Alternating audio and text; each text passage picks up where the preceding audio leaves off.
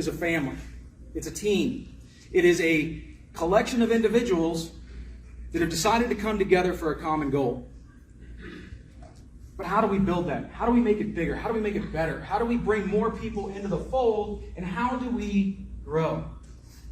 So what we're going to talk about today is we're going to talk a little bit about team building. What is a team? How do you build it? Why it's important? And then we're going to do a little exercise at the end. But first, I would like for each of us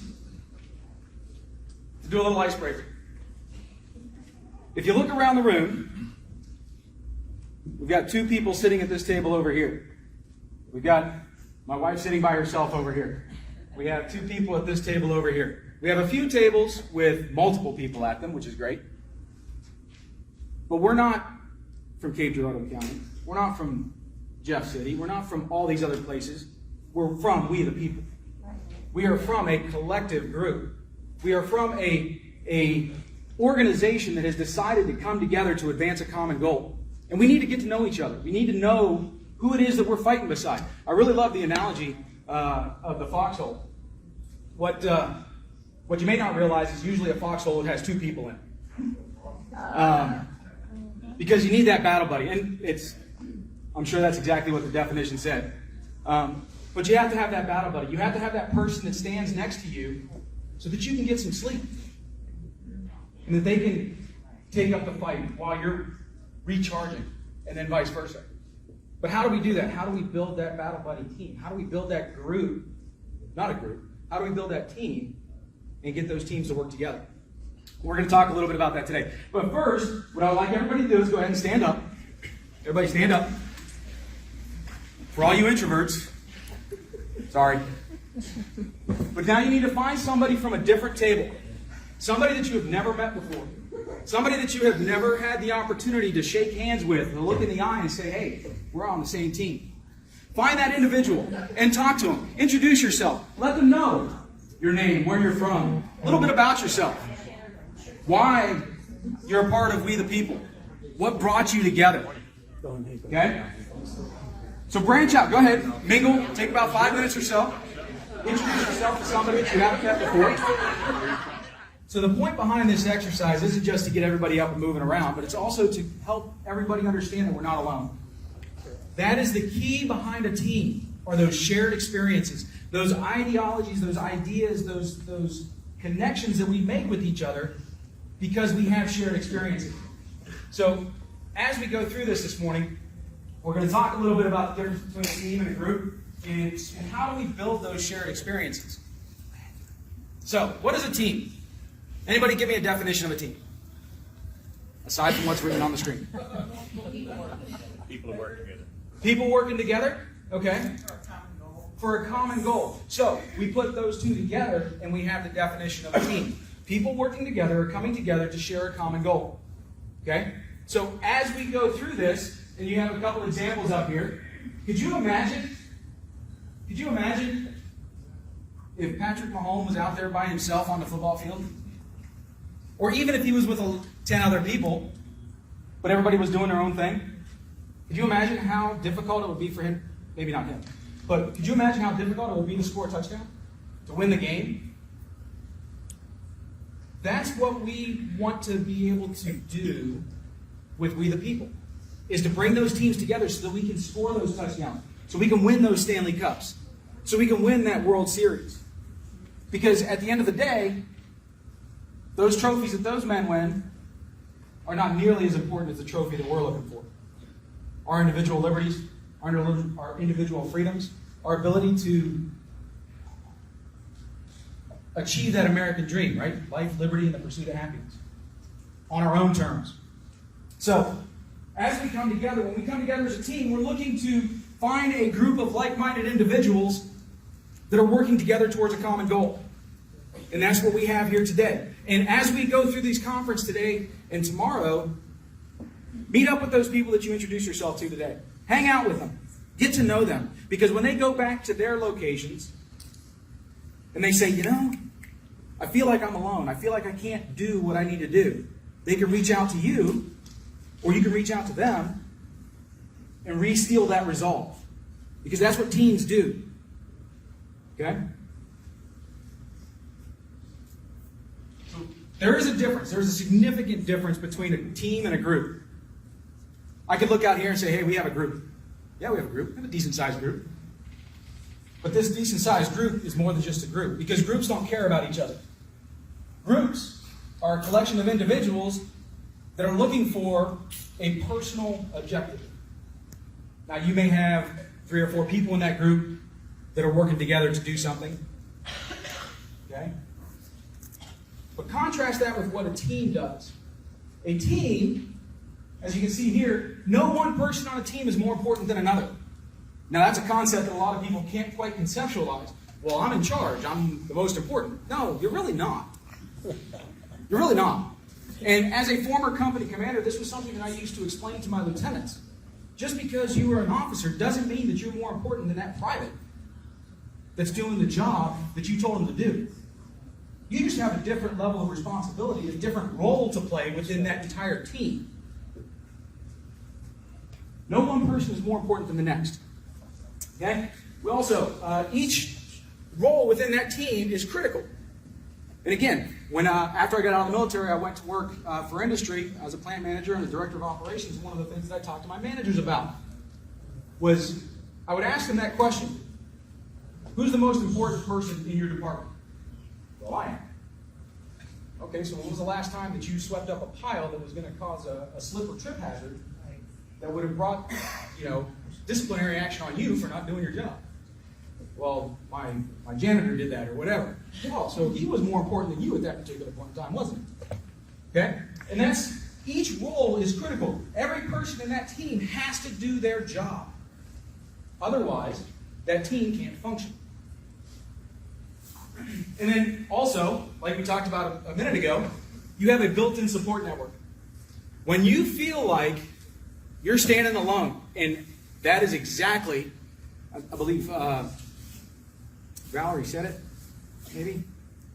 The devil wants to divide you. That's right.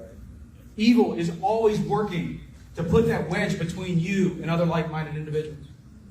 Why? Because taking down one enemy is easy. Taking down a collective group or a team is a lot less easy. Mm-hmm. Okay? So that built-in support network that comes with being part of a team is critical to the success of that team. And you gain that built-in network through shared experiences, through common ideologies, common goals. Okay? Why teams are important?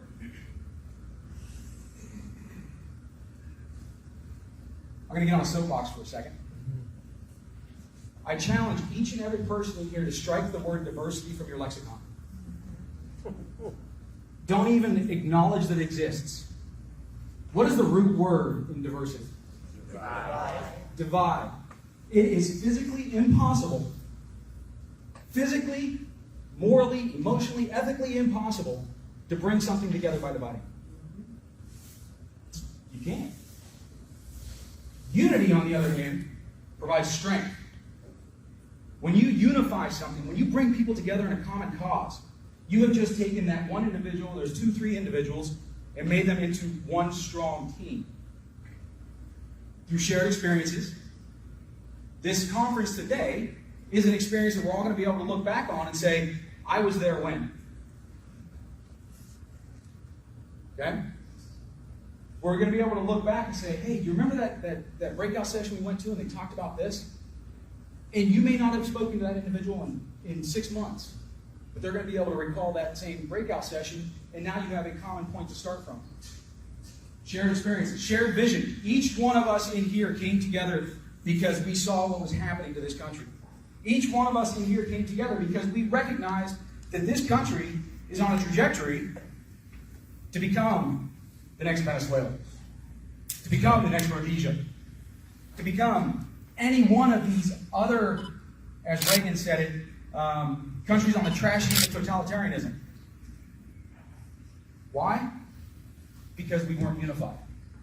We, over time, as a country, became apathetic. We became unaware of the things that were happening to us because our lives were comfy. Our lives were easy. there was no struggle. But we now have that shared vision because we were forced to wake up. We were forced into situations which caused ordinary people to do extraordinary things. Amen. And then similar goals. Kind of all flows. You'll notice a theme here, right? Experience, vision, and goals. All of those things come together to form that team. And when we form that team, it allows us to cover all of our bases. And I use the analogy here of a baseball diamond because my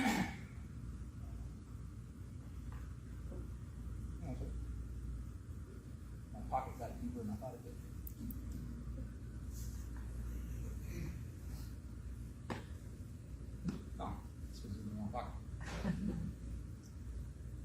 But as we look at this baseball diamond, what if we didn't have a center fielder?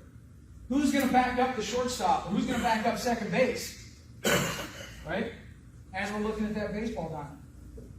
If we don't have a pitcher, who's going to throw the ball across the plate?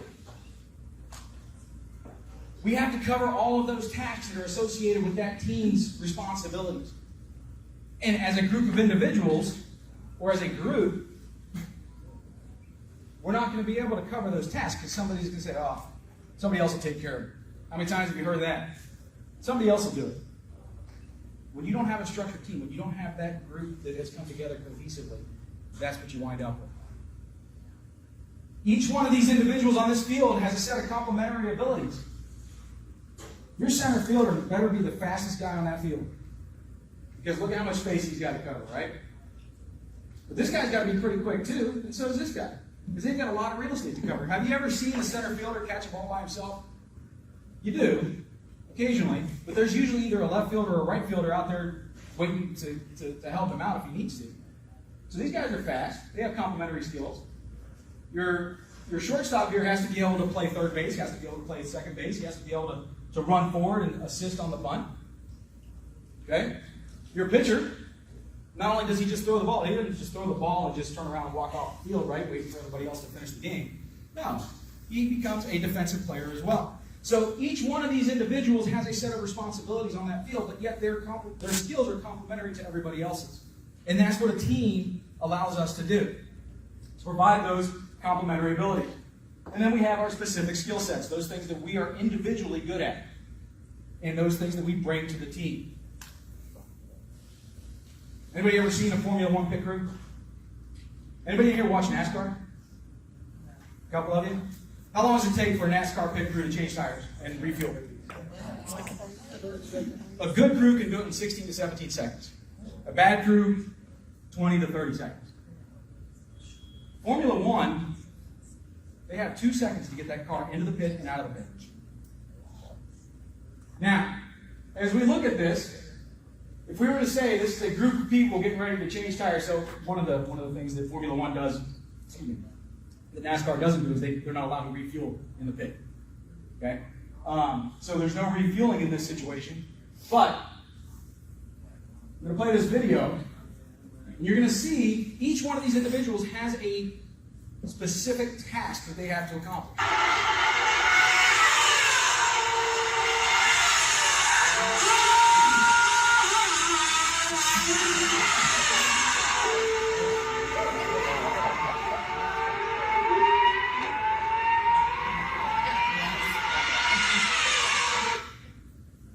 That's teamwork in action. Now that doesn't just happen overnight.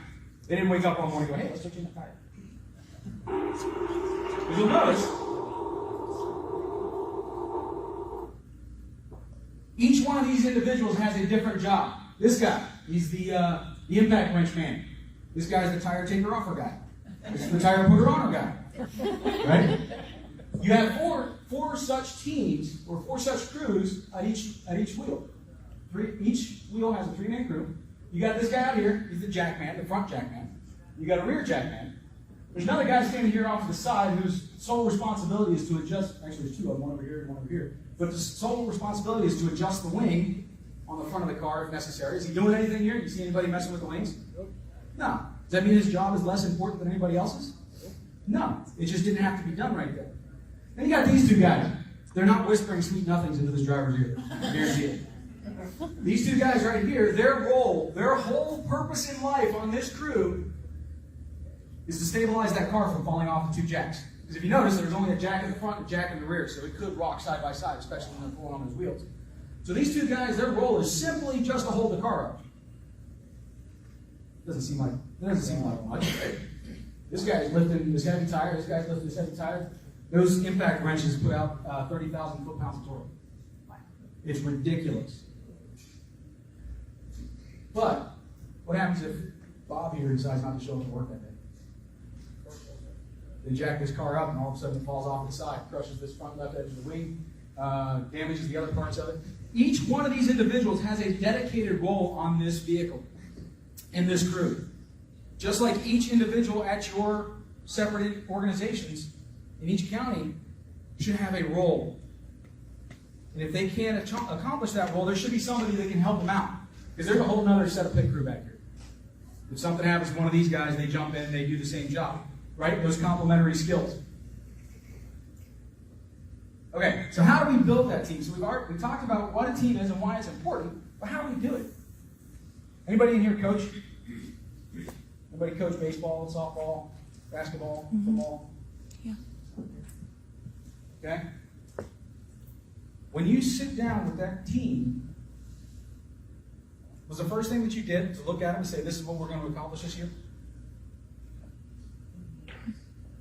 No? It should have been. Yeah. Because how do you know how you're going to get to where you need to be if you don't know where you need to be? First thing we need to do is set those organizational goals and start that planning process. How are we going to get there? Because if we don't know the end state, we're just out there flapping. And then, once you identify where you need to be, how are we going to get there? What do we need in order to get there? What people need to do this? What tasks need to be accomplished in order for us to accomplish those goals? So, we set the goals, we identify what's necessary to meet those goals, and then we go out and we look for people that are going to fit those responsibilities, fit those roles, have those tasks to be able to accomplish what it is that we're trying to do. If you'll notice, I keep going back to goals, right? Because as we introduce a new step, we have to go back and make sure that it flows back to meeting the goals. Set your expectations from day one. I'm a high school teacher. I teach business management, entrepreneurship, personal finance. So everybody that says, well, I wish they taught me how to do a checkbook. If you came through my class and you didn't know how to do a checkbook, it's because you decided you didn't want to know. We teach it. It's required by the state of Missouri to teach that. But set expectations from day one. One of the things that I hear a lot from my colleagues is, well, such and such a student did this in my class. Such and such a student did this in my class. I just kind of look at them like, I don't really have those issues. Because on day one, I don't come in there and try to be their friend. I don't come in there and say, oh, little Johnny, it's okay if you don't want to do your work today. No, I pull kids out of my classroom and walk them down to the principal's office because they didn't have their homework done. It's, once you set those expectations up front, and that's the first week. I kick kids out of my classroom for having their cell phone out. I've taken their cell phones. Last day of school, last semester, I took a cell phone from a kid. He got 2 hours of detention after school. On the last day of school, he's like, Dr. Lewis, it's the last day of school. I said, well, you shouldn't have had it. You've had all year to know that that's the rule. But you set those expectations from day one, it makes it very easy to control. You no longer have to be that disciplinarian or that mean guy, right? Because everybody knows what's expected. Establish that strong leadership. Now, I said no one individual is more important than the next, and I mean it. But you have to have somebody that provides that coordination, that has that step back and look at the big picture. That doesn't mean that they are totalitarian, but it does mean that their responsibility is to make sure that everything else is getting done. Okay? But when you establish that strong leadership, there's some things here. Eisenhower once said, I would rather give an officer the what and let him surprise me with the how. Tell them what you need to do, get out of their way and let them do it. Too many times our leaders do just this. They micromanage. Well, I said to do, this is what needed to happen. I said to do it this way. Now sometimes there is that very specific nuance that needs to happen. I got it. But 9 times out of 10, just get out of the way and let them do it. Not only does that allow them the creativity and the ability to do it, it means you don't have to do it. Right. And that allows you to look at all this other stuff that needs to happen. Okay? Celebrate successes and failures. Promote individual development and motivate your team with positivity. I'll be honest with you, I sucked at this last one. I really do. Ask me. Okay? Communication. We talked about the importance of communication earlier and how on the battlefield they have all these different methods of communication. We do. We have so many different methods of communication. Who here uses Signal? Who uses Telegram? Who uses email? Who uses Messenger? Who uses Facebook? Which one of those does we the people recommend that we use? Signal. All of them. All of them. Communication only works if it goes both ways. So if you're using Signal and Telegram, are you cutting and pasting the messages you got over here and putting them over here so you can send them out to other people? Yes. Maybe somebody needs to finally determine which one of these we're going to use. I don't know. Just okay? And then create that team culture. I see a few of us in here. Jan, specifically. Everybody look at Jan. Jan, show off that wonderful shirt that you're wearing.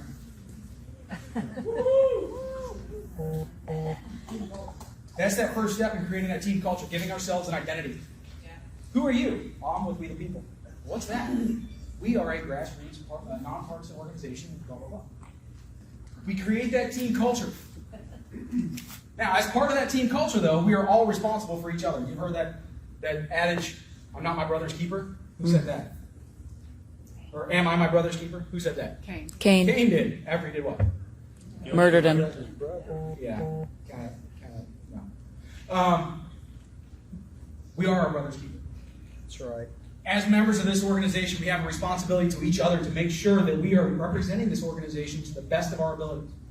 And that our brothers and sisters beside us are representing this organization to the best of their abilities. Because all it takes is one individual to do something poo-poo, and then it brings discredit upon the entire organization.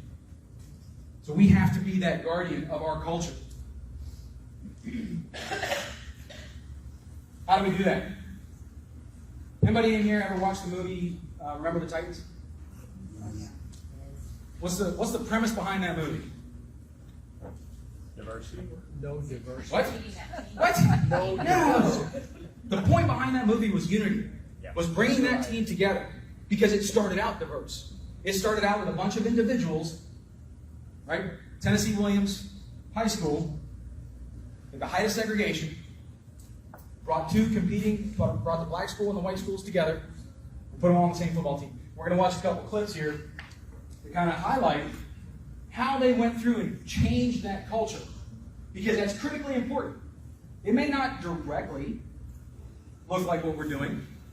You look like a bunch of fifth-grade sissies after a cat fight. You got anger, that's good. Let me set that up real quick, though. That first part of that clip there is the first time the white team and the black team finally come together in the gymnasium and they get in a fist fight.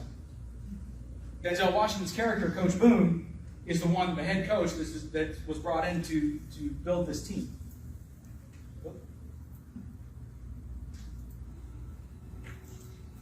You look like a bunch of fifth-grade sissies after a cat fight. You got anger, that's good. You're going to need it, son. You got aggression, that's even better. You're going to need that too. But any little 2-year-old child can throw a fit. Football is about controlling that anger, harnessing that aggression into a team effort to achieve perfection. When you put that uniform on, that tight uniform, you better come to work. I think you're nothing. Nothing but a pure waste of God-given talent. You don't listen to nobody, man. You can't run over everybody in this league. And every time you do, you leave one of your teammates hanging out to dry. What was that, Ray? Whatever it is, it ain't blocking. It's pretty good.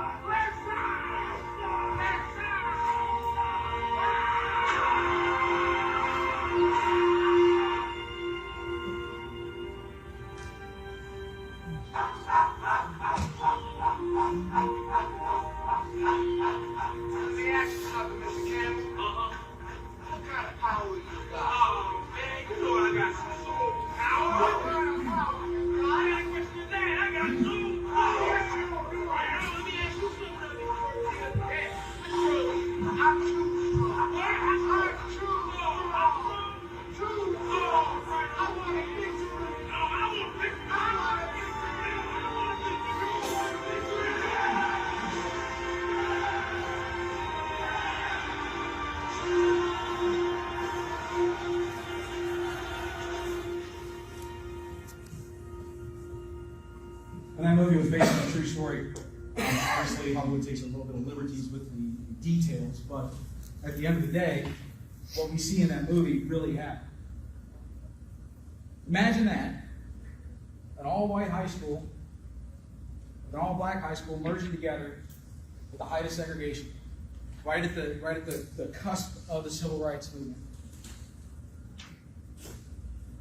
That first summer camp that they went to for football did everything that we just talked about in those 7 steps. They identified the goal. We are going to unify this team. They weren't looking to win the state championship, which they did that year. They were just looking to unify that team and not kill each other. Like, literally kill each other. Okay? They went through, they identified the goals, they recognized who was best for what position. They put all those pieces together, and then they created that team culture there in camp. There's no reason why we can't do that here. We've already taken a lot of those steps with our great leadership within the organization that has brought us all together, that created this experience, this shared experience for us. This is great. I mean, it's refreshing and it's exciting to see it's not just Cape Girardeau. It's not just Perry County. It's not just Chaffee. But it's everybody across the state who's waking up and saying, That's right. there's some crap going on here that we don't like. That's right. We won't fix it. So, I've got an exercise for us. We've got a few minutes. But I do need everybody to consolidate in no open seats at the table. So, pick up your stuff, go to a table. If you already have most seats available, that's great. If not, find a table that you're sitting at. Mike, can you help me out? Sure. Yeah. Okay, so in this team exercise, what we're going to do is a logic problem. We have to think. We have to think. So, take 5 minutes. I do this with my high school class. Take 5 minutes, and you're going to answer 2 questions. First question you're going to answer is who drives a Pontiac? And the second question you're going to answer is who drinks lemonade?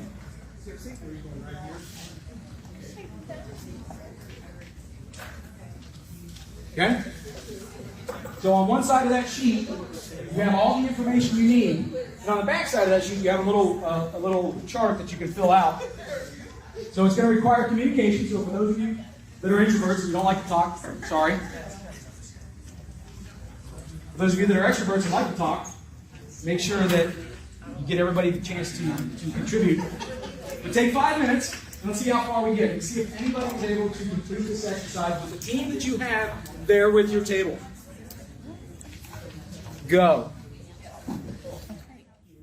Keep a hold of those sheets. Take note of who's at your table with you right now. And over the course of the conference the next 2 days, try to figure out who drinks lemonade and who drives the Pontiac. So if you have any questions, we'll be here all weekend. I appreciate your time, and thank you. Thanks, Bill. Thank you. Thank you.